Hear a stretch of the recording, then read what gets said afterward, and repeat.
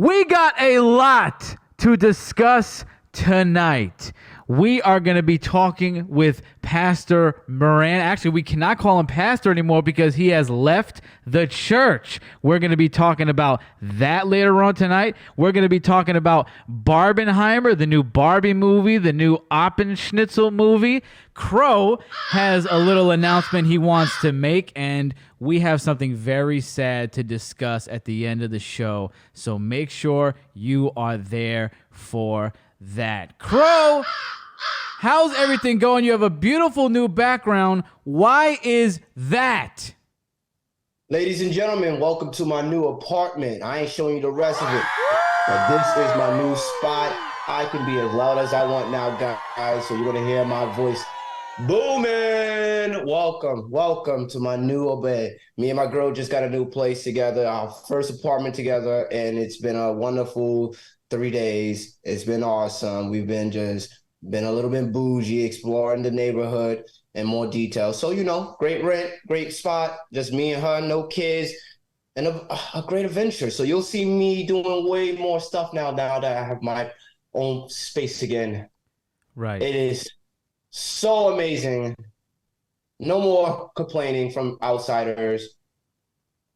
Creativity just flowing. I'm happy. I love the background. New York City, baby, like with Tim a Dillon with that background. What happened? You look like Tim Dillon with that background. Oh, yeah, you did say that before. I didn't know that Tim And this Dillon is had very a special to those who have listened to the show for at least the last year, because this is coming from this is all spawning from a time when Crow thought he was getting a good apartment, everything was well, until he found out that it was infested with bed bugs, roaches, and mice. And after that, what happened, Crow? How did you get to this apartment after that hellhole? Well, I just want to say before I get to that point, I just want to mention that there was an actual person upstairs in that hell that actually lived with those bed bugs for like 2 years and allowed her children. You're retarded. Yo, wildest thing ever. When the exterminator actually went upstairs, it was like, oh yeah, they're up here. They were up there. All the infestation was up there as well. She had 4 of her own children getting ravaged by these creatures. Damn. I don't know how she allowed that to happen. That's crazy. It was wild. You guys got out of there in like 2 days. No, one. 1 day. We moved in. My girl woke up with bites, was like, what the is this? And bugged the hell out. We packed up that same day and we was gone. You packed up the same day. She got a concussion that same day from getting hit with a freaking dolly. That was insane. And then you guys ended up going where for a year? We went to live with her family for a year, which was a blessing. We didn't have to pay too much on rent, so we just stacked up. We stacked up. And we were able to it was actually a blessing in disguise. We actually stacked up and was able to, have a really good savings. So, So your boy was able to do some nice things. No wonder you guys bought so much stuff at the dollar store the other day. You guys went crazy. It was like 3 shopping carts. Hey, listen, we are minimalists, but we're also bougie at some time. So we like to live simple. You guys went but crazy. Do big things. They didn't even look. They didn't even look at the dollar. So they just said, just put it, swipe. That's it. Done. It's beautiful to see. It's beautiful to see that you are in a beautiful new place. I really love the place, and for those that don't know, it is like right down the street from me. It is like 7 minutes away, not even. Pastor saw the place. You like the place, Pastor? Be honest. You could say if it sucks. You could be honest. Oh, no. I like it a lot. You like the place. Yeah. The floor plan is beautiful. A fun apartment. Yeah, it's all fun. The peaks and valleys in that apartment. Twists and turns. The peaks and the quirks. It's like the Winchester house. There's doors here. There's turns. There's fucking alleys. There's everywhere you go. There's showers in the bathroom. There's literally 2 showers. There's literally 2. Like, no lie, he has 2 showers. And I walked in there like, I think I made a mistake when I came up. I should have been looking down the street. I was like, damn. Wow. So we're all very happy for you, bro. It is a great apartment. There's no way around it. No way. And my neighbors are fantastic. They are, everybody here worked. There's no like my landlord. He's a great guy. He's now my new mentor. Me and him talk a lot about our future. Me and her Jay's future endeavors, in real estate and a few other things that I'm passionate about. So me and him just sit down. We talk. So you know he's a great guy. He's about security. There's cameras all over the building.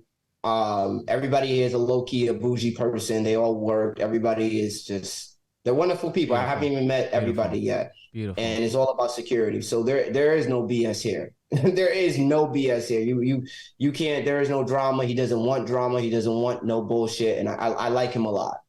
I hung out at the apartment the other day. A good guy. Like 2 days ago, I hung out at the apartment. Now listen to this, Pastor. Listen to this, how 2 days ago, how my day started. No, let's start with what you did to me.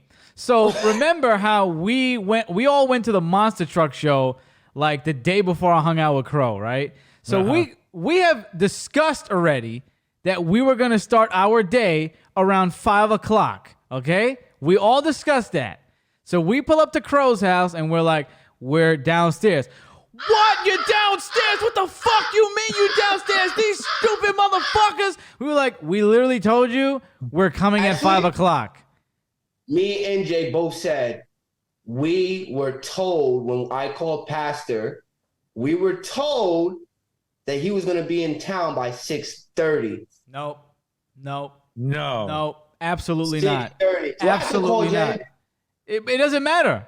She wasn't there, I don't think. She wasn't on the phone. On the phone when Pastor said it. She was right there next to me. You guys, listen. You guys are smoking some good shit. You guys are smoking some good shit because you got this and y'all both like Halloween Kills, so I don't trust both of y'all. Halloween Ends. You guys like Halloween Ends. My bad. The only way that could have happened, Mo, because I wouldn't have said that consciously, I told you at work. How did I get 5 o'clock and you got 6:30? He must have talked. I don't know how I could have said that. I remember because Gritty, you wasn't on the phone when I called Pastor. I remember I called him earlier because I had another question about a loan. So I had called him and then I asked him about that. He said he had a podcast at 2 o'clock. Oh, he's breaking down the comment. He got the transcript. He said, okay. I said, oh, so what time are you planning to be there? He was like, I was going to plan on being there by 6:30. Then I mentioned to him, I said, well, wait, I thought we was going to be there earlier because of the signing. Then he was like, I didn't really care for that. I said, oh, okay, whatever. Okay, doesn't matter. All the while, I wanted to be there by 6.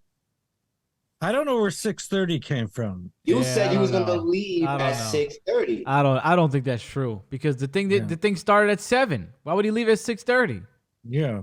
If he left at 6:30, he would have been here at 7. That's what I was told. Me and Jasmine asked the same thing. I don't believe y'all. We both heard. Y'all liked Halloween Ends, and now y'all smoking some good shit. The only thing there's a common denominator here, and that's weed. The common denominator here is the weed. That's the common denominator.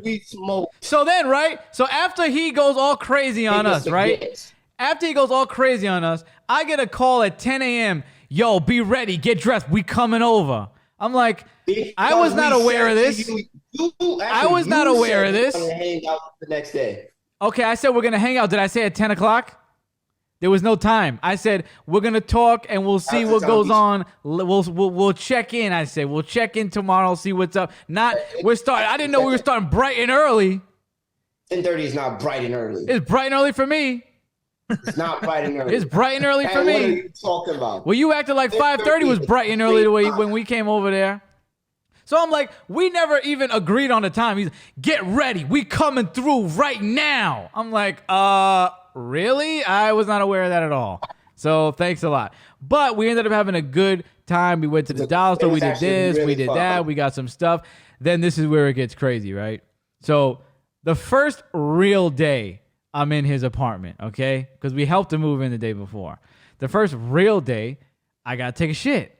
And I'm talking to Dre and Stephanie. They're like, you gonna take a shit in the man's apartment the first day? That's not right. You can't be shitting in the man's apartment the first day. That's messed up. I'm like, what's wrong with that? There's literally nothing wrong with that. So I hang up the phone with them. I finish taking my shit. I clog the toilet. First day I'm there. And that was what was wrong. I clog the toilet. Right. I walk out. I'm like, Do y'all got a plunger? They're like, no. I was like, well, you're gonna need one because I just clogged this damn toilet. They looked at me like, bruh. Stephanie and Dre were dying. They're like, so not only did you break this unwritten rule that I was not aware of, that you clogged the man's toilet. So I ran down to my house. That's how close I am.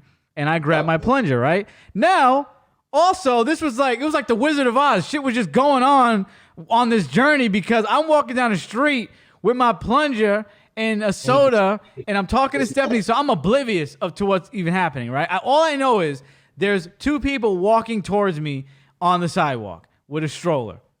I see them walking up, and I'm like, I kind of move out of the way. I move to the grass. Next thing I know, one of the women jumped out at me like in a haunted house. And she was like, yeah, you're the perfect size. And starts like humping, like she's right up on me, almost humping me. She's like humping the air. She's like, yeah, you're the perfect size. I'm like, what the fuck? What the hell, bro? I started dying and I kept it moving, bro. I didn't know what to even think. I didn't know what to even say. I just started laughing and I walked away, bro. I have been, I guess the male version of catcalled in the street before numerous times. So I'm used to that. I'm used to be like, hey, baby, what's up? I am not used to getting sexually harassed to that extent. That was insane, okay? I was like, wow, I never thought I'd just get humped like that, like a damn chihuahua. What size was she?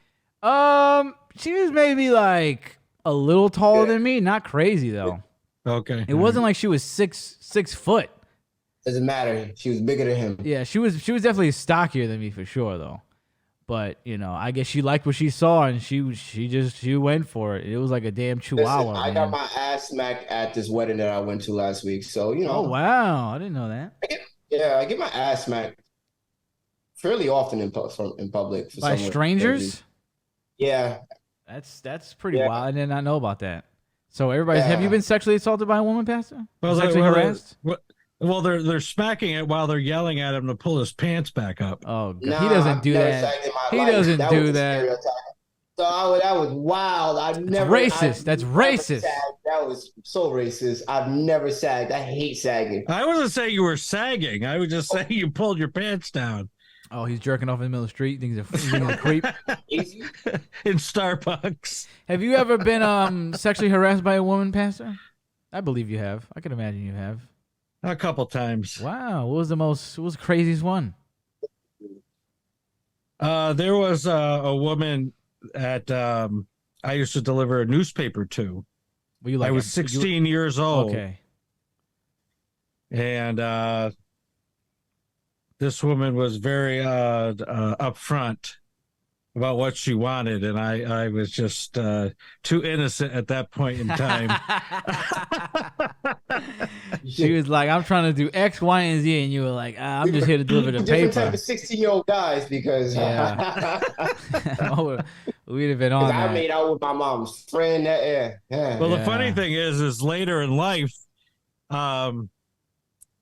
she started working in police dispatch with me. Wow. Yeah. And unfortunately, she didn't make it, but... She died?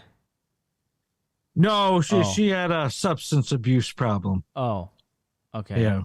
But so you didn't get to circle back and hit? No. Wow. What a sad ending. No. Was she attractive? Wow, boom, right on the money. Was she attractive? She wasn't bad. Okay. Yeah, damn. You wasted. Now, if you went back in time, would you do it? Better say yes. With the knowledge I had now? Yeah.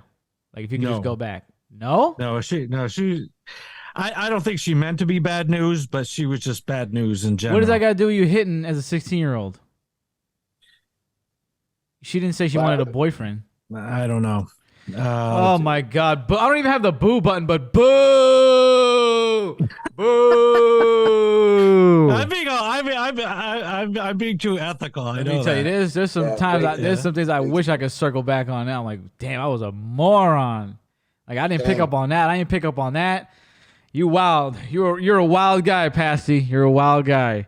Like I said, we're gonna talk about you leaving the church, but before that. Mo, again, congratulations on the apartment. Thank you, guys. Thank you.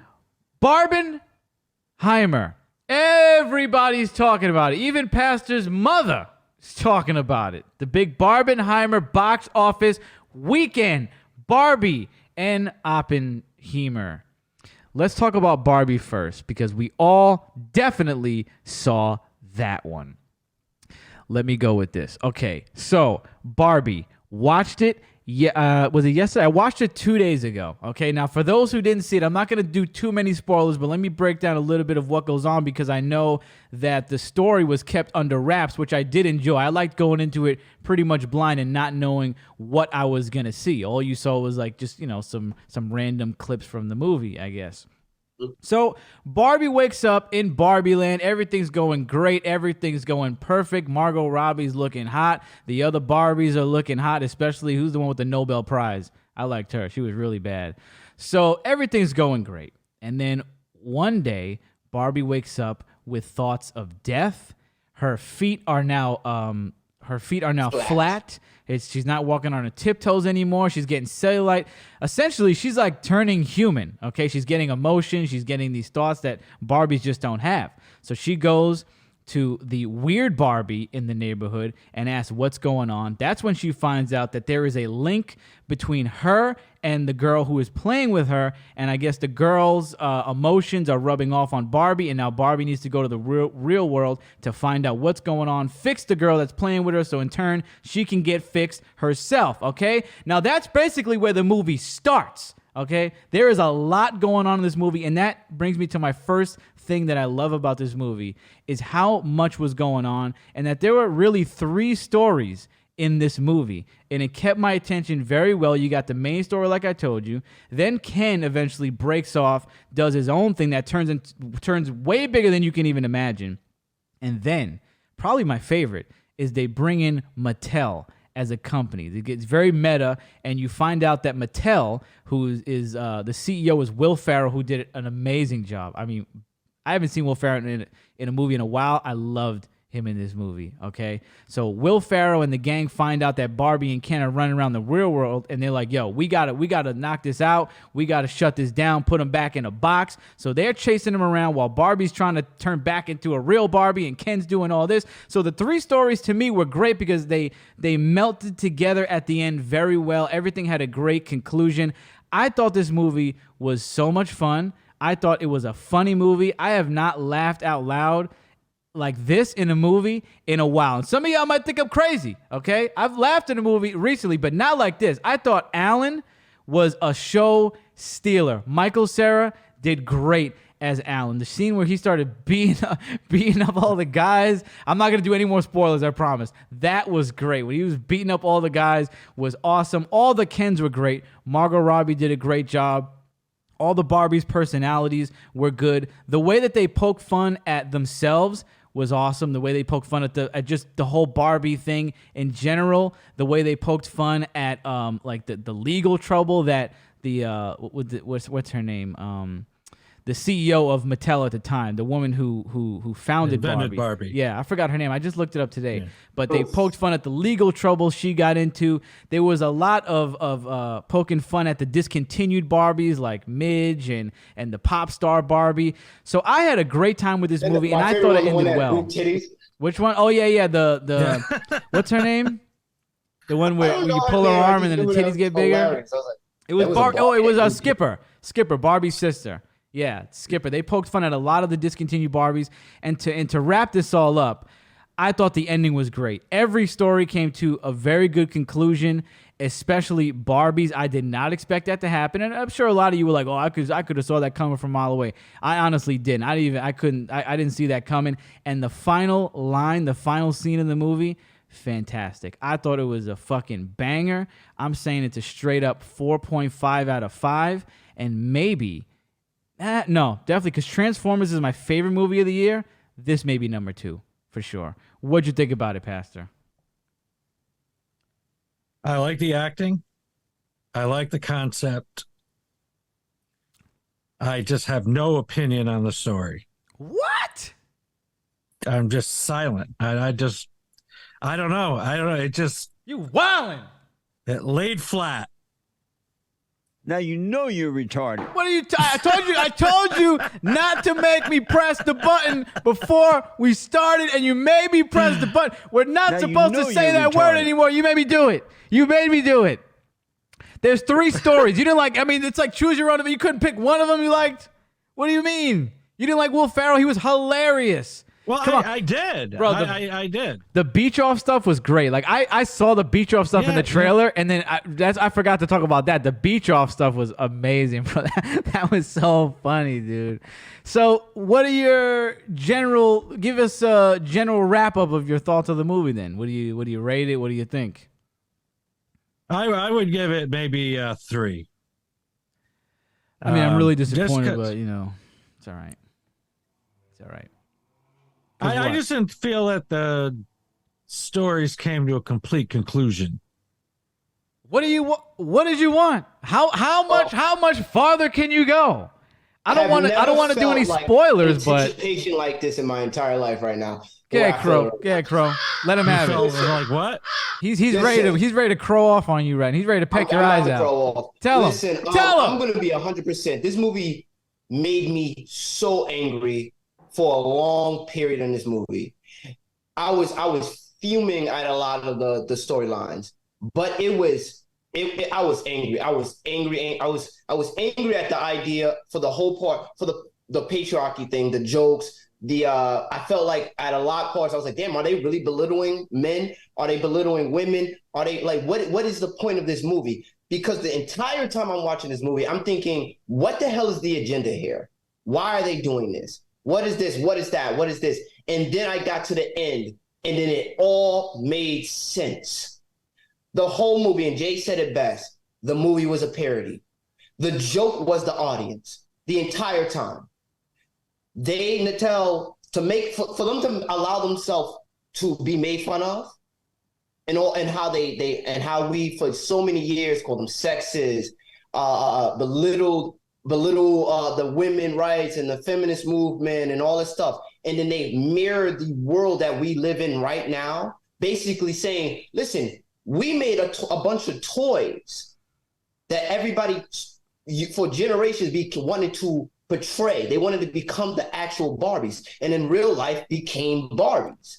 It got so bad that the Barbie movie was made to make fun of the people who are portraying these characters, these made-up characters.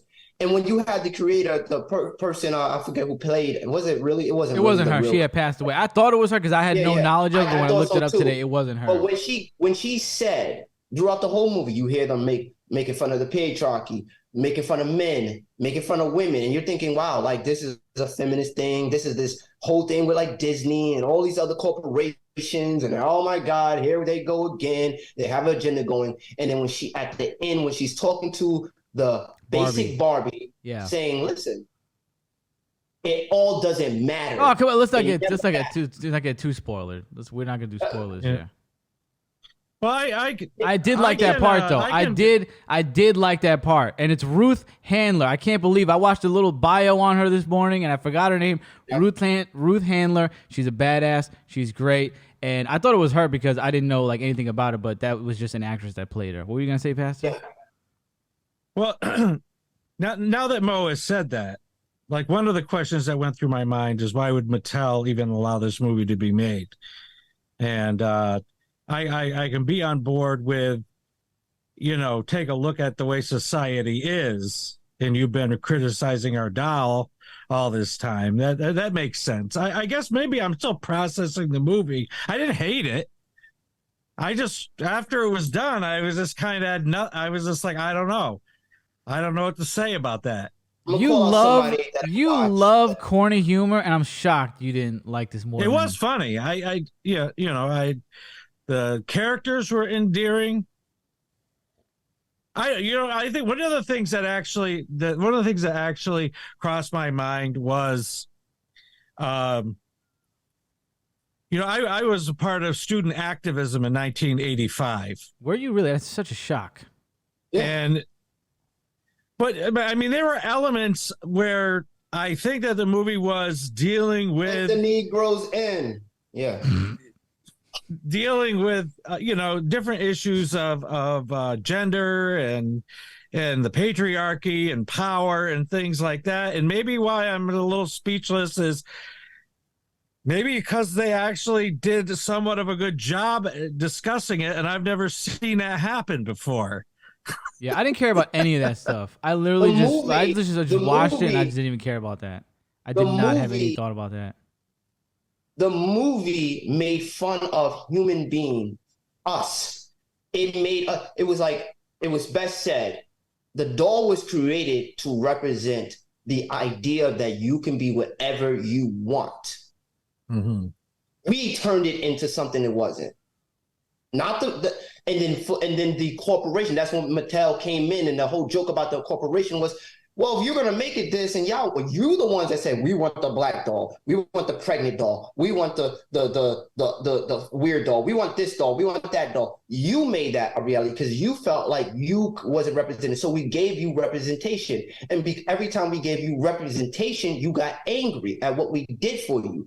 So you caused the argument when the whole original thing. So because we caused the argument. We gave them more money because they wanted for every doll that was successful the success was based on the representation of a community that wanted it so bad because they in their head made the idea that this doll was a representation when the creator actually just made it for their daughter. So besides the movie totally triggering you the whole time, did you like the movie? This movie was triggering me so much because but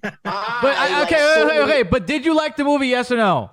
Oh, I love the movie. This is what I'm saying because it triggered me. Because once I got to the end and realized the movie was intentionally trying to trigger us, I realized it was. But before that, you didn't like that.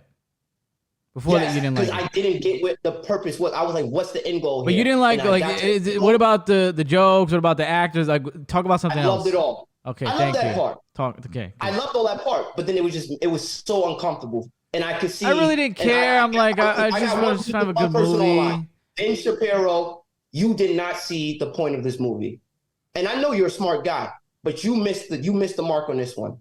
I heard he went off like 30 minutes about it. For a lot of things. Yeah, I was gonna watch it and then opted not to watch it. I really didn't care because it's like I really have no thought about. I really don't care. I just thought the movie was fun. It's like every movie's gonna have. I mean, everything wants to make a statement nowadays. So I was just like, whatever. The best was, when the daughter was talking to Barbie and she was just ripping her apart. I'm like, yeah, this is basically everybody on Twitter right now. Everybody's a fascist. Everybody's this, everybody's that. That's the little girl was like a total representation of everybody on Twitter right now. So I thought that was interesting because I mean, how much you just walk down the street, fascist. Everybody's a fascist right now. So I thought that was entertaining. I just looked at it for what it was, an entertaining movie. Whatever message it was trying to say, I really didn't care about it. I had a good time. And there you go. Now, I just wanted to say that the next day we worshiped with the Methodists at church. Right. And the pastor, we had a potluck afterwards. I sat with the pastor. And she is the host of a podcast called Dangerous Liberal Lady Pastors. Sounds like a perfect podcast for us. And she said that she loved it on many different levels. Wow. That is great. That is great to hear. Yeah, I mean, it did really well. It did really well. The movie did really well. It's going to continue to do well. Another movie that is doing well is Oppenheimer. That dropped the same freaking weekend, dropped like a nuclear bomb. Everybody was excited for it. Everybody's raving about it. I gave it a shot. I gave it a real good old college try. And let me tell you, I didn't make it 15 minutes. Now, with that being said, okay, everybody that finished the movie says straight up in the beginning of the review, anybody that I watched said, this movie is not for everybody, okay? And I agree, because I didn't know what this was about. I just said, everybody's literally, I just can't go anywhere without hearing about this, so let's just watch this for the show. I went in this totally blind. The only thing I knew was the day before, Pastor said, oh yeah, it's about the guy that made the nuke. And I was like, oh, is it? I had no clue. So then I'm like, oh, then it must be like a cool war movie where they're at war and they're shooting guys, and then like it cuts to the lab and they're like, figuring stuff out, and then it cuts back to like, they're trying to get Hitler, and then it cuts back to like, them shooting guys. And then I start watching the movie, I'm like, this is literally the opposite. Like they could not have made a slower fucking movie. Once I found out that this was going to be 3 hours of this man hallucinating about space, thinking about fucking atoms, seeing numbers in the freaking air, I turned it off. Like as soon as I got the drift, I'm like, there's no way. Hour and a half, I could try it. An hour and a half, I would have suffered an hour and a half. 3 hours on this freaking guy. Please tell me somebody gets shot. Who did more than me? You made it more than me, right, Crow? I did. Did anybody get shot or anything fun? Nope. Hey, Mo, guess how long I watched it? 30 minutes. Lower. He made it less than me. 25. He made it like 90 seconds, right? 90 seconds. I made it to the part where Robert Downey Jr. is like, "Oh my God, bro, I love you so much. You gotta come to my school. We're gonna give you a crib." And then Einstein's over there. I think he has Alzheimer's or something. He pissed Einstein off, and he's like, "Yo, Einstein is like washed up now." He's like dissing Einstein. He's like, "Why don't you use Einstein?" He's like, "Yo, Einstein sucks, bro. I don't know what you're talking about, bruh." But this is what I was gonna say. I could see what somebody would like about this movie if this is your thing. If you like this story, because I thought prior to yesterday, if you had asked me what's the Manhattan Project, I would have been like, I don't know, when they started building a bunch of upscale apartment buildings in Manhattan, probably. I don't know what the Manhattan Project was even about. I didn't know nothing about it. So if you like this kind of shit, you'll love this movie. You're going to love it because everybody's in it. I mean, fucking Amanda Bynes is in it. Joe Pesci's in it. Everybody's in it. The fucking Michelin Man. They didn't skip anybody. Everybody's in it. All there. I think the Tupac hologram was in the courtroom. I saw him in the back. He was there. They didn't miss anybody. I think they called us, but we were busy. We were a little too busy. We were going to be in there. Yeah. They didn't miss it, and that's what I thought was cool about it. I think they were keeping that very secret, and then a lot of people, you slowly found out who was in the movie when you watched it. I think Josh Hartnett was in it, and I like that dude. He was like around when I was a kid in a lot of cool movies, Halloween H2O and stuff. So shout out to him. Josh Peck was in it, another guy from our childhood. Robert Downey Jr. did a good job from what I saw. Like the acting was good, but it's just like if you made a 3-hour movie about Walt Disney, I watch it. Pimp building Disney World, Disneyland, all that shit. I'm watching it. I can't watch this, but for somebody that likes a movie like this, I think you're gonna love it. It looked great. I'm sure the acting was phenomenal. I'm sure it was great. It just ain't for us. Who wants to go next? I'd just rather watch a documentary or read a book on the guy. That's it. I don't know about that. The movie, I wasn't entertained. I was like, oh, this is one of those movies that's gonna get an Oscar, blah blah blah blah. Oh, they're gonna be blowing this movie to smithereens, bro. They're gonna be way cool. Yes. I don't care about this. I was like, with everything else happening, I was like, Nah, bro. Barbie killed it. Barbie nuked it, and it shows in the box office, bro. They made how much more million? Like 30 more million? No, 70 million. Oh shit! There you go. damn. How was your 90 seconds, Pastor? What do you think about that? Well, it was just a lot of talking, and I was like, I after watching Barbie, I didn't want to focus on a lot of dialogue. Oh my God! I came away with the lack of a opinion, thumbs up or thumbs down on Barbie, but yeah, I still enjoyed it. So right. So there you go. There's our in-depth analysis. Oh my God. The people the people that dissect movies on YouTube, that they're like, yo, if you look at scene number 8, there's a lotus in the background, and that indicates the fertility of the woman in scene number 3. They are gonna fucking nut all over this movie. This is a 3-hour fucking just jerk off fest for these people. Yo, if you look at this, the reason this is in black and white is because at that time they was doing this. And if you look at the back, the serial number on that bomb is actually the number that was on Hitler's jacket. And what they're actually saying, oh, that's going to be like 12 hours. It's going to be awful. It's gonna be awful. The man is cheating on his wife. Oh my God. His wife it has postpartum, which was sad, but she's like, he comes in home and the baby. You should have finished it, man. You should have finished it. You were in it. Okay. Let me ask you this. What? And he goes, wait, are you gonna go take care of that? And she goes, oh, I've been fucking taking care of it all day. The guy's building a nuke. What do you want? Guy's building, the greatest invention in war history.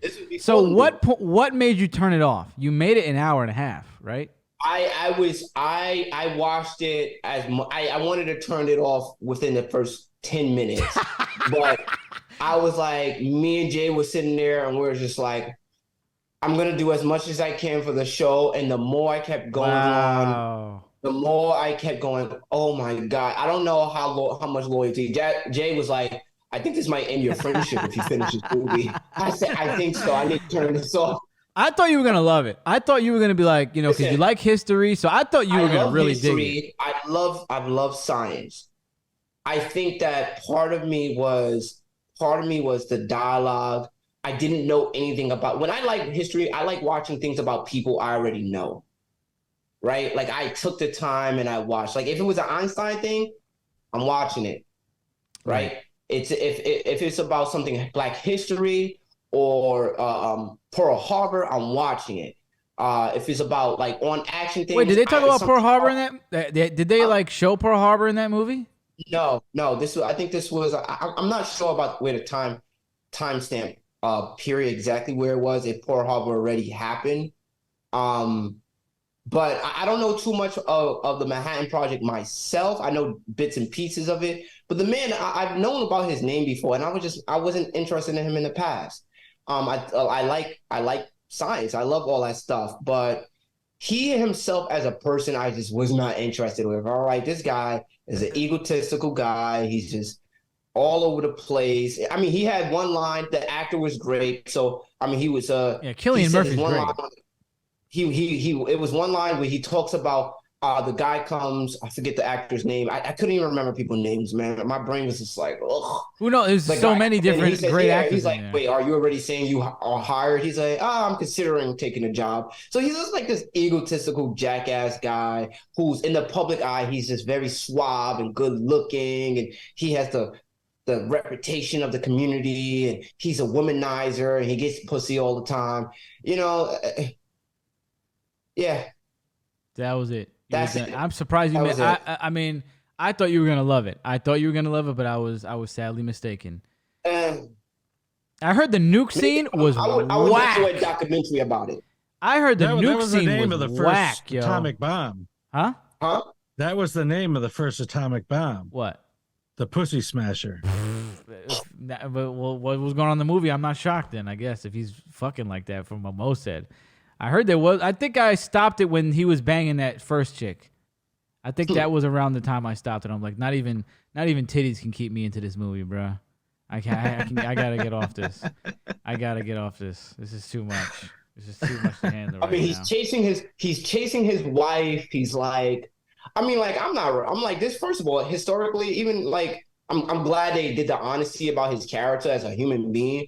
But I'm like, everything about this man I hate. Like, personally, I'm like, you're cheating on your wife. I think it was just a star-studded cast. They got everybody roped in. I don't understand how somebody could sit like this for 3 hours and watch this. Like an hour and a half, like I said, would be perfect.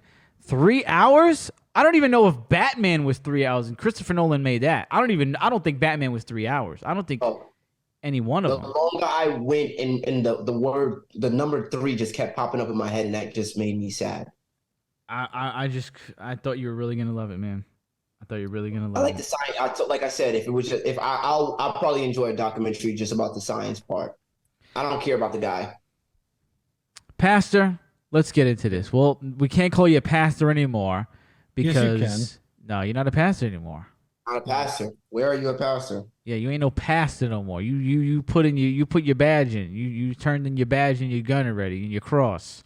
What happened? You were the pastor of an African-American Episcopal church. Everybody knew it. Everybody was like, wow, an Italian guy, he's coming in. African-American church. You were the head of it for how long? African Methodist Episcopal Church. Yeah. How long were you there for? As pastor, 5. 5 years. As a member, of the church. 10.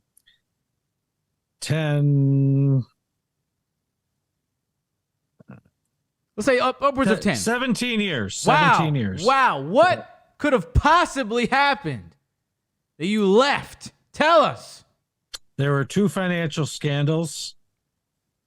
And when the second one was announced, and I read the New York State Attorney General's report about our former bishop, I really questioned what I was doing, pastoring in probably the poorest city in our annual conference, or in the annual conference, and raising money to send to Philadelphia. And I just felt that the leadership wasn't serious. And then when I was with some colleagues, and I heard things like, this has happened before, it's going to happen again. And what about the bishop that was accused? What do you think he's going through? And I said, apparently I don't get this, because I'm offended beyond belief. And I just don't. Apparently, I don't get it. Apparently, I should just be all forgiving. And so I said, it's time for me to go. Now, what were these financial scandals you speak of? What was going on? The first one, there's $90 million missing from the pension fund. Wow. People's retirement money. Yeah. Gone. And it's still not resolved. I don't think 90 million, what are they going to do? I mean, I had some money in there, and they were saying that people might expect to get a third of what was put in. But I haven't heard anything. And then the second one was our bishop that retired, and a presiding elder took payoffs from a building developer that he was going to do things, work on 5 different properties in the New York annual conference. And Bishop Ingram and Elder Wilson were working on behalf of the builder when they should have been working on behalf of the church. Wow. And I think the presiding elder made about $300,000, and the bishop made like $610,000, a Rolex watch, and a designer handbag for his wife. And there was an in-ground pool somewhere, right? Wasn't there a jacuzzi built somewhere? Well, that's where that's where it really started. I might have still been pastoring if I hadn't read the Attorney General's report, right? Because like the text messages, you're like, I never would imagine these guys would be this slimy. The text between the people doing these dirty deeds. Well, I'm building a pool right now. Presiding elders texting the land developers saying, well, that you said the bishop is supposed to get $200,000, I'm supposed to get $100,000, but I'm really doing all the legwork, and I have a house I want to buy, so I think I should get the $200,000, and the bishop should get the $100,000. Cutting each other out. They're trying to scam each other, get one over on each other. Wow. Yeah, and like I said, I mean, it just. When I had to tell the congregation, I mean, the congregation really reacted with much more vitriol than I was feeling. Like if the bishop and that presiding elder were present, I wouldn't have been surprised if some of the officers would have dragged him down Main Street. Mm-hmm. Wouldn't be shocked. Nobody would be sad about that. Nobody would be sad about that. I mean, I don't want to depict them like that, but people, because these are Christian women. I mean, but they were really angry, as they should be. Yes. Now, were the same people involved, the people that were getting money from the land developers, were they also in the $90 million scandal? Were these people connected? Well, it was the guy that had run the pension fund for like 25 years. But were they And- all involved in all these things, or was it two separate crews working? No, these are two separate things. Okay. Wow. So like with the pension fund, it's like, you can't disappear 90 million overnight. No.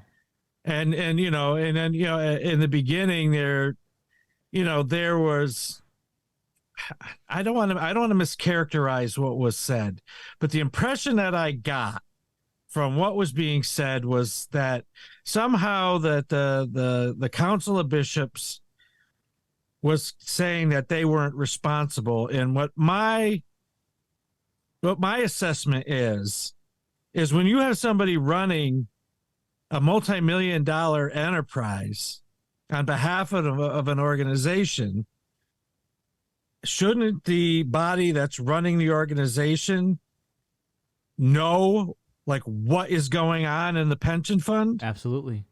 There should be eyes everywhere. Like a crow.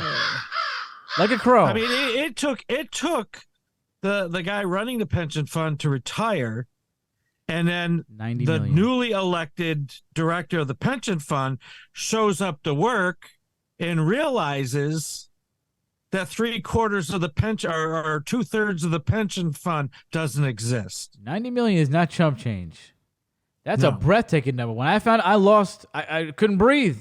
I couldn't even fathom $90 million. Yeah.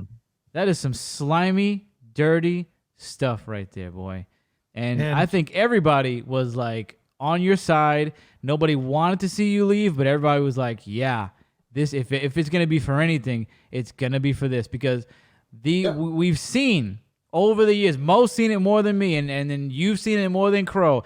Every time you went somewhere, we need a hundo. We need two hundo. I mean, one weekend you're dropping $400 into the church, and it's getting put to a jacuzzi. It's getting put to some golf clubs. It's getting put to God knows what. Me and Pastor went out.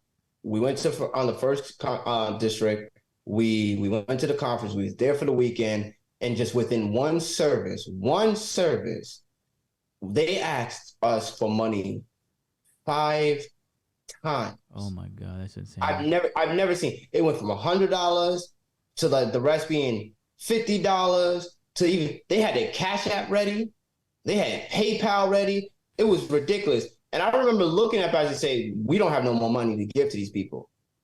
And the sickening part about it is that when you know your people's history, you know the suffering. And my family are criminals. So like, my dad was a thief. He stole, he did a bunch of crimes. And I remember years ago, and some people be like, you can't say stuff like that. But everything I've ever said came true. I'm like, these people are thieves. Like y'all don't understand. Like there's a certain energy that you just know when you're in the game and you see a certain type of movement. This is white collar, blue collar stuff. Like, but they just move. They're criminals with degrees, and that's and it's sad that within your own community, that much money can save so many communities. We talk about real estate. As somebody who's into real estate, you don't understand how many blocks can be bought with that level of money. How many people we could feed? We used to do school drives. It could have been a lot of money put into that. When I've joined this organization, I was a part of it, and I'm seeing these numbers, I'm like, and you're walking and you're in Philadelphia and you're going, what do you mean there's people still in poverty? I mean, the poverty rate should not be the way it is when you have an organization that's making that much money. So that means to tell me there are so many organizations, including the AME, who are mainly Black, who are not putting nothing back in their communities. So we're talking about when you hear these food drives and this lack of food drives and these school programs, it's like, wait, you guys can be really, really helping the community. There should be so much more done. And for that much money to be gone, to realize that's sickening to me. So I don't look at it like, as a man, as a Black man, I don't look at it anymore as like, oh, well, I got to protect. Oh, but now I'm looking at everybody suspicious now. Everybody. I did it before, now it's everybody now. It's like, just because you look like me, that don't mean you're for me. And that was a big lesson. I recognize, and everybody want to defend, because I get it. Everybody's older. They're from a different generation. But I see a hustle when I see a hustle. And I know a hustle when I know when it's right in my face. And it was sad to see everybody realize it like that. But, I clocked out personally a while ago. And I already said my piece. But, everybody was like, hold on. I was holding on. Yeah, I was holding on to my money. Yeah. Yeah. I agree. Pastor, you were throwing a lot of money down. And I mean, it was like obligation, essentially. You were obligated to do so. It wasn't like us where we didn't have to. You were obligated, and it was thousands of dollars over the years. And it's just sick to see where it went. So I don't think anybody was like against you on this. Everybody was on your side, I can imagine. At least on home base. I'm sure some of your colleagues. Well, I mean, look what the congregation did. I mean, with a consensus, 100% consensus. They said, we're leaving with you, Richard. Everybody. I mean, I didn't want to be the last pastor, but you had people that were AME their whole life, and a lot of things were said, about the assessments that were owed, and I was complimented by 3 people that said, I was ready to check out when the prior pastor left, but I stuck around to see what you were going to be like, and we saw how hard you were working, so we stayed. Busted your ass with the telethon every year, raising your own money, and just to go to a jacuzzi. They lost a brilliant man. They lost somebody with heart. They lost somebody with creativity. And a man for the community, by the way. For the community. A man of the community. It was truly passionate. You and Rev were for the community. We were out in the streets giving away stuff for the schools. Anything like that we were down for. Any type of drive.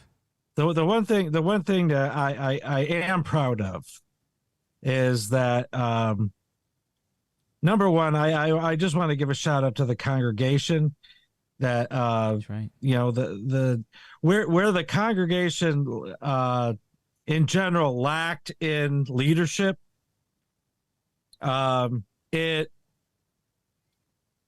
made it up in that people would go along with my ideas. Yes. There was no conflict. People were bought in. So you're thinking you're thinking everybody for being subservient to you at all times. Well, that's what shout out for listening to everything. I wanted to work on empowerment, but you're saying projects easy. What you're saying is shout out to never questioning me. Shout out to you for never talking back and just letting me do whatever I want, going along with it, and just bowing down. Just say it like it is. That's essentially what you just said. Thank you for not saying anything about what I want. Don't do making that me do whatever, letting me do whatever I wanted. But all right, well, okay. So you said what you said, so we'll go past that. No, that's what you said. I'm just reiterating. Being so candid about this congregation. I'm reiterating what you said. But no, but when we were raising money, that people were on board with the goals that were set. We made those goals. We surpassed all of them. And which left us money to tithe to the community. Mm-hmm. Right. So where, in my experience at my home church, we would, bend over backwards and work ourselves to death to make the assessment money with very little to invest into the community. Yeah. And especially when COVID came, and, we pretty much shut the building down, never turned up the heat, had everything unplugged.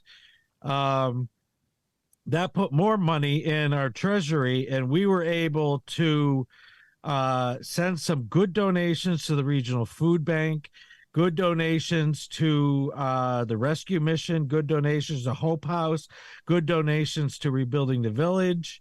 And we did that during COVID. And that felt really good. That's right. Yeah. And where our sister churches, when people, and this is a shout out to the St. James congregation, where my colleagues were saying, I got to get it through my people's heads that just because they're not worshiping in the church doesn't mean that they shouldn't be sending their tithes. And St. James, we didn't have that problem. No. Mm-hmm. Everybody who tithed continued to tithe. So we were able to pay our bills, and that we were able to send a few thousand out total. So what were your final days in the church like? Explain the process of you leaving the church. How did that go? Well, I kind of felt that every preconceived notion of what I wanted to get accomplished, like tie up this end, tie up that end, was completely out of my control. Yeah, even Verizon was a problem dealing with them, tying it up with them. Remember that? Oh, Spectrum. Yeah, Spectrum. That dumbass kid. I was on the phone for like 2 days. Oh my God, yeah. Here I'm trying. I'm trying to just get all this stuff done to hand the church over to the trustees of the conference. No. But you can keep the Wi-Fi if you just. We could do this, and you can keep. We could turn the phone off, but we can keep the Wi-Fi. And it's like I want to turn it all off, bro. I want to turn it off. Fuck. No. But just hold on. Listen to me. Hold this. Listen. Hear this out. We'll give you 50% off for 2 months. If you're like, bruh. Pastor wanted to kill that guy. We're closing the church. Pastor was like, bro, we're closing. Nobody is going to be here. We don't need shit. All I needed him to do was to leave the phone on. He needed to leave the phone on so that the alarm could call the alarm company. What's he do? He turns off the phone. That's it. He's one job. One job was just shut everything down, leave the phone on. Soon as he gets off the phone, everything's done. Yeah, we could not believe it. And then it's like, oh, well, that's a different department to get it turned back on. And I'm like, it was wild. It was wild. So besides that, did they do anything special for you? What were your last interactions like? How did you feel? Well, I mean, the thing about my colleagues across the Western New York Annual Conference is I'm very grateful for my colleagues. Yeah. This coming weekend, we're having an outdoor family fun day, or Bethel Coxsackie is having an outdoor family fun day in honor of myself and Reverend Collins, who also left the pulpit. Yeah, honoring her. She pastored 11 years. Wow. Yeah. And so, especially my colleagues in the Albany-Kingston presiding elder district and the presiding elder, Reverend Fairbanks Taylor. I mean, I can't say enough about all my colleagues. I mean, I didn't leave because of them. I mean, that was part of the grief that I experienced, that I wouldn't be seeing them at meetings But Albany-Kingston is close enough that I can still attend services and events because those churches still need to raise money, and I mean I don't mind supporting those churches. So right. I just couldn't in good conscience raise money for Philadelphia anymore. No. And if I don't raise money, then you can't be a pastor. No. Why are you going to raise money? So he could wear it on his wrist, so the new bishop could wear it on his wrist. Yeah. Not that the new one's doing it, but you don't know what he's doing. Yeah. Now we don't know what he's doing. So where are you now? Where are you now? Where have you went to Scientology? Because we know that there's a history of, I mean, you're here, you're there. 1 week you're Christian, next week you're Catholic. So are you in Judaism now? Where are you? No. Let's not portray the wrong picture. I grew up Catholic. Uh-huh. I never wanted to be known as a church hopper. So what you're saying is you're about to be known for that, but you just want to set the record straight that you're not that. Well, I figured I was going to die AME, but that didn't happen. So I'm now in the Catholic Apostolic Church of North America. Mm-hmm. It is an independent Catholic denomination where the sacraments are considered valid by the Vatican because a big word, apostolic succession, Wow. is maintained through the Bishop Charles Duarte Costa. Wow. Yeah. Okay. And he's an interesting guy. Yeah. They should make He a was 3-hour movie bishop, about him. He was a bishop in Brazil during fascist regime in Brazil.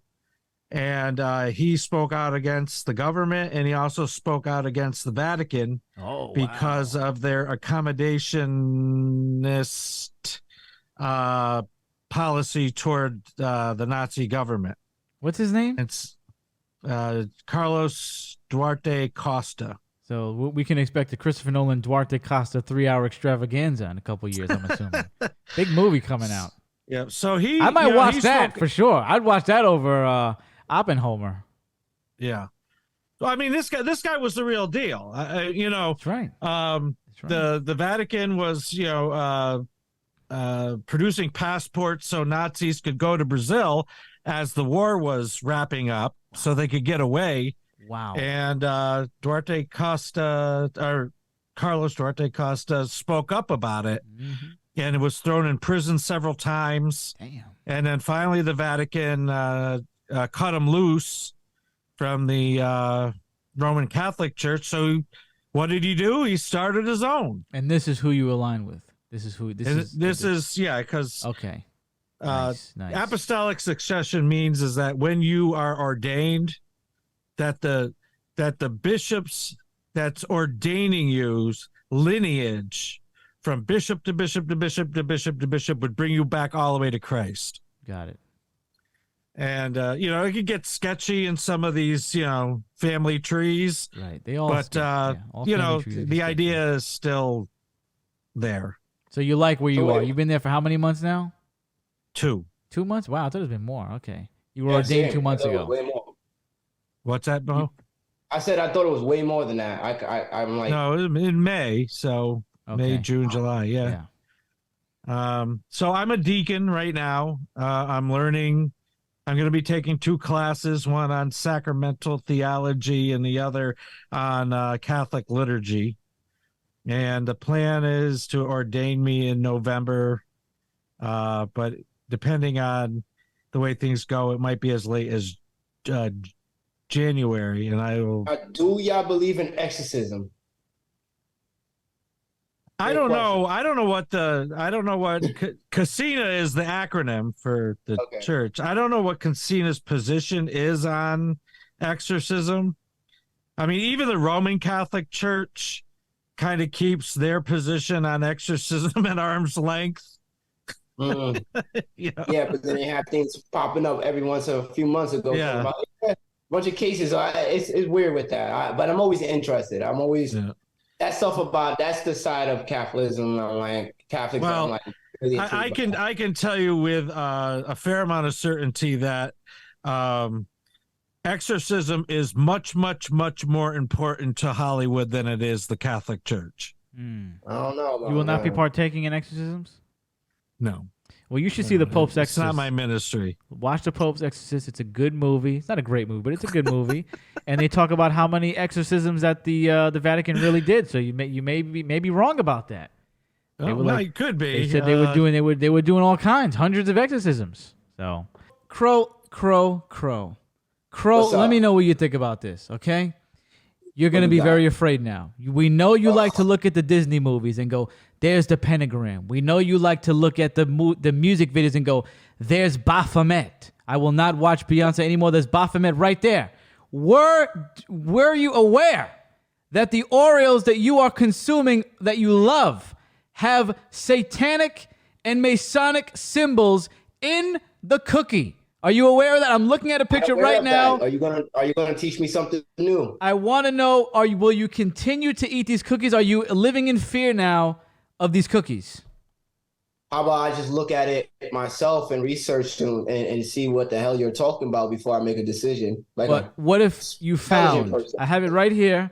You see the Masonic symbols. I see that. That's You see interesting. the Okay, I see satanic symbols. Where do you fall on this? If this is true, will you continue to do the taste test with us, or will you bow out? I will let you do it. You will bow out. I guess I got to step out away from this. Wow. You I do guess not I want. got to step away from it. You do not want to ingest the satanic cookies, Pastor. What about you? Will you be eating the satanic cookies with me? Well, I mean, when you put it the satanic cookies, I Here we kind go. of feeling a little guilty that if I say yes, but I have never once looked at the pattern in an Oreo closely ever I in can't my even life. see it. You kind of destroyed me. Like I'm a legally this blind one, guy. I'll send it to you. I mean, how is that symbol going to affect me just because it's in the cookie? Listen, that's what they say. They say it will affect your body, will affect your mind. Now I know why I have so many evil thoughts after eating Oreos. I never understood. It was always the same day I'd eat Oreos. I'd have thoughts about, about sacrificing animals and human beings and stuff like that. Now I know. I had no clue. I was always like, As somebody who dark. believes in the Creator and His sacrifice, and the Son that sacrificed Himself for my, if I believe in a man that a God that came down in human form, and sacrificed himself for me, I'm surely not going to play with witchcraft. Pastor recently was just talking about the Dead Sea Scrolls, and I just take things way more serious, and I'm more aware. Like the spiritual journey is not about just picking and choosing. You have to know. You have to find and search for all knowledge, and that's just the basis of it. And if you're scared of the deeper knowledge, then I can't say nothing about it. It's your journey. You could do whatever you want. That's right. But my journey is separate from others. So I'm not here to promote anything, tell anybody how they should live, how they should move. I don't need you to argue with me. I don't need you to debate with me. It's my thing. And if I see witchcraft or a certain type of movement, and I'm like, hey, listen, I believe in a man that died for my sins. So you sure, and who put evil demon spirits in pigs and then slaughtered them. So That's right. I'm gonna believe in magic. It's real. So no, not playing. Well, with it. how about a joke? I would love What a you joke. got? Let's get a joke. How about a Jesus joke? I love you Jesus. got? I love jokes. What are you, Joel So, Osteen? okay. So, little Johnny is in Sunday school, and the teacher just thinks he's a pain in the neck. He never pays attention. He's just kind of says things off the cuff. So she says, okay, who in the class can tell me about the resurrection of Jesus Christ? And Johnny's raising his hand. He's got his hand raised really high, and like nobody else is raising his hand. The teacher's like, anybody? And Johnny is like, let me. She goes, okay, Johnny, tell me about the resurrection of Jesus Christ. He says, well, teacher, Jesus was spreading his message, and the religious authorities in Judah were very upset because he was claiming to be the Son of God. So the Jewish religious authorities convinced the Roman authorities to crucify Jesus. So that meant that they tortured him and they nailed him to the cross, and that Jesus died on the cross. And then after he died, they took him down and they put him in this tomb, and then they rolled a stone in front of the tomb. And then on the third day, and the teacher's going, oh my God, he's getting this all right. Johnny's doing such a good job. And he goes, and on the third day, the tombstone rolled back because some angels came, and Jesus stepped out and he saw his shadow, and he went back in for 6 more weeks. Was a joke? Was a joke that the joke was it just went on for so long, and it was so long that that's a joke that the kid just told us. Like the joke was just so long that it just becomes funny the longer you say, because like, wow, this is going on a long time. It just becomes funny. That must be it. The kid. Did you get the joke? Yeah, I know what Groundhog Day is, but Johnny really needed to work on condensing that fucking joke. Johnny was bugging out. Do you know how hard it is for a Gen X to have to put up with the attention spans of millennials and Gen Z? I mean, Johnny could have really I had no attention span at all. I mean, that was a minute, 1 minute, a minute setup. A minute. You got to talk to Norm Macdonald. He could knock that joke out. He could wrap that joke up a little better. What? No, oh, come on. Oh, what? Norm Macdonald could get extended joke. Well, that's some of the fun of it. Joke into 4 minutes. Well, that's some of the fun of it. It's just so long it becomes funny because of how long it's going. Gritty's attention span is not that long, so that was never going to hit him. No, I get it. Jesus came out at Groundhog Day. It was cute. Johnny, that was great. That was all. Yeah, there you go. I'll give you that. I'll tell you this right now. Joel Osteen's jokes, 10 seconds. Boom. Joseph went into the bar. Boom. Something funny happened. You're done.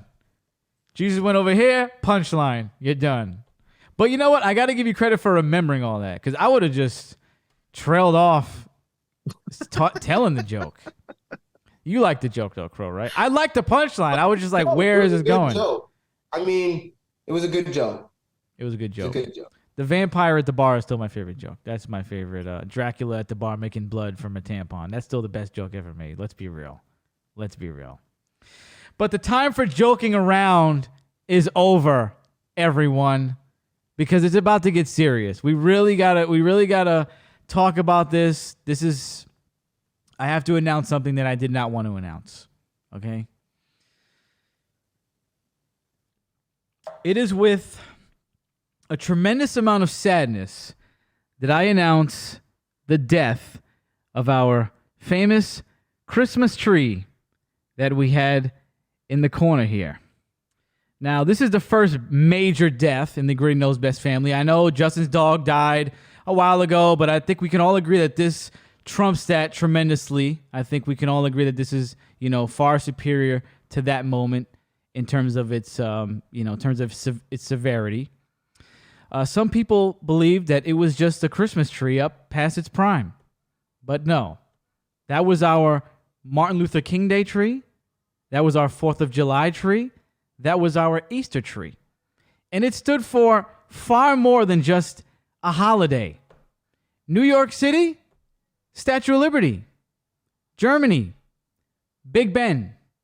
But us, we had the Christmas tree. It was a beacon of light and a symbol of hope in this dark, dark world. What will you say? What will you say when your child looks up at you one day and asks you, where were you? Where were you when we lost the tree? I'll tell you where I was. I was right here watching it blink its final light. A sight that I will never, ever forget. And a sight that I will never wish upon anyone else. To those who mourn with us today, we say, we express our deepest condolences. And of course, to the tree, we truly, truly thank you for all that you've done. Now we will hear a word from our biggest supporter, Roddy, who is devastated by this. It is with a heavy heart and intoxicated mind that I wish to express my deepest condolences to the GKB crew, especially to Thomas, who now, unfortunately, lives alone. That red tree meant so much to so many. For some, it represented freedom. For others, love. For most, Christmas. It will forever live in our hearts, and it is immortalized in so many episodes of Gritty Knows Best, which I encourage you to go watch and rewatch. You will forever live on, Red Christmas Tree, and may your voyage be incredible. Wow. Anybody want to say anything? Anybody have any thoughts about this devastating news? Yes. Oh, guys, it was a great episode this week. Wow. Bro. In the tradition of preaching, I would like to preach from the text. Please stop. Christmas tree. Oh my God. Oh, Christmas tree. Oh, Christmas tree. How lovely are your branches? Not only green in the summer's heat, but also winter snow and sleet. Oh, Christmas tree! Oh, Christmas tree, how lovely are your branches. That Christmas tree that you stood dutifully next to Gritty on podcast after podcast, hour after hour. And what people don't know is what a monument of justice, a monument of fighting oppression that Christmas tree was. Yeah. As that Christmas tree was abused by its owner. Shut. Get out of here! No. I gotta cut you off right now. That is totally false. You are muted right now. That is disrespectful. That is outrageous, and you cannot say things like that during the eulogy for a beautiful tree, for a symbol. I'm cutting you off right now. That is it. That is it. You two have been disrespectful during this entire thing. You were both laughing. You were both cackling like little fucking schoolgirls, and nobody can hear you right now because you're muted. Let me tell you this right now. Extremely disrespectful, and I will not unmute you until you stop. I will not unmute you. This episode is over. This episode is pretty much over, but I have 3 things I would like to say. I would like to say shout out to EJ because it is his birthday on Wednesday. Wow, amazing. Happy birthday, EJ. And I would like to say shout out to our buddy AJ, who is graduating the police academy. He's going to be in the New York Police Department. You better watch your ass because you're going to get locked up in these streets, pal. AJ is on the streets. You're going to get cuffed up. You're going to get thrown in the clink if you fuck around. You understand? And we got to give a shout out to our buddy Jamel, who's starting his fitness journey on Instagram. Wow. We love to see people in the gym getting fit, getting in shape. What is his Instagram? You ask. It is Vitality Jam on Instagram. That is Vitality Jam. What a great name. And he has 111 followers. Very synchronous, very synchronized. Shout out to Electrosoul. Everybody's synchronized right now. Does anybody have anything they want to say before we go? Oh, my chicken is ready. So, love you guys. See you next time. Oh. Peace and love. See you next time. Shout out to the Christmas tree. Rest in peace.